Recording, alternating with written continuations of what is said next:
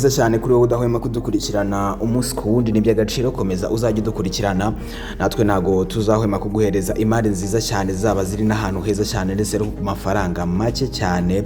Icyo usabwa ni kimwe gusa, kora subscribe kuri Nzuri Market, ubundi imari yose izajya ijyaho uzajya uyibona mu bambere 5/5. Ntiwibagirwe no gukanda kuri notification button cyangwa se kukazogera kugira ngo telefone yawe imari nizajya ijyaho izajye ita ibikwereka uyibone mu bambere 5/5. Twitwa Nzuri Business Group Limited, tuba tugufitiye imari nyinshi cyane, yaba inzu zikodeshwa, inzu zigurishwa, ibibanza ndetse n'indi mitungo yose itimukanwa. Mu gihe rero ushaka kugura umutungo ari wo wose utimukanwa, gana Nzuri Business Group Limited, ikwereka ahantu heza cyane hadahenze kandi ari na heza cyane. Nawe ufite umutungo ushaka kugurisha utimukanwa, yaba inzu, ikibanza, amashyamba, byose watugana tukagufasha gushaka abakiriya bawugura mu gihe gito cyane, ahantu hawe hakaba haguzwe.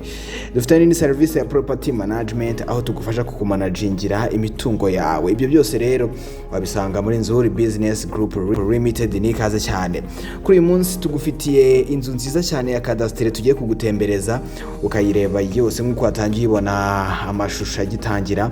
Ni inzu nziza cyane iherereye ku Ruyenzi muri quartier nziza cyane ya VIP ahazwi nko mu Rugazi. Ni inzu ifite ibyumba 4, ikagira toilette 3, ifite salon ndetse na salle à manger, ikaba ifite kandi na cuisine ndetse na stock. Iyi nzu kandi ifite annex 2, imwe ifite ibyumba 2 na salon, iyo ifite ibyumba 2 na salon ifite na toilette mu nzu, indi ikagira icyumba kimwe na salon.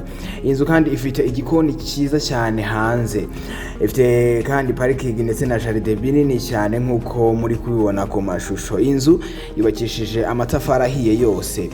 Ni inzu ifite igiciro cya $75,000,000 ariko zishobora no kuganirwaho. Uramutse ushaka amakuru ahagije cyane kuri iyi nzu, wahamagara 07884667 cyangwa ugahamagara 0782301223. Si ibyo gusa kandi ushobora no gutangira kudukurikirana ku mbuga nkoranyambaga zacu zose, haba kuri Twitter, Instagram, Facebook ndetse na YouTube.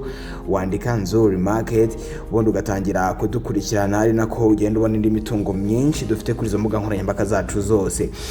Ushobora kandi no kudusanga aho dukorera ni ku Muhima, hafi inyubako yaho zikoreramo Yamaha. Neza ugeze muri Feruje zo ku Muhima bita ubona inzu y'amatafari ahiye yanditseho Shema House, aho ngaho niho dukorera kuri floor ya nyuma ku muryango ureba ku Gisozi. Uramutse rero ushaka gusanga kuri biro niho wadusanga, nabwo tukakwereka imari nyinshi dufite ndetse ziherereye n'ahantu heza, ziri no ku mafaranga make cyane. Ikaze cyane muri Nzuri Business Group Limited, umukiriya ugeze iwacu aba ari umwami.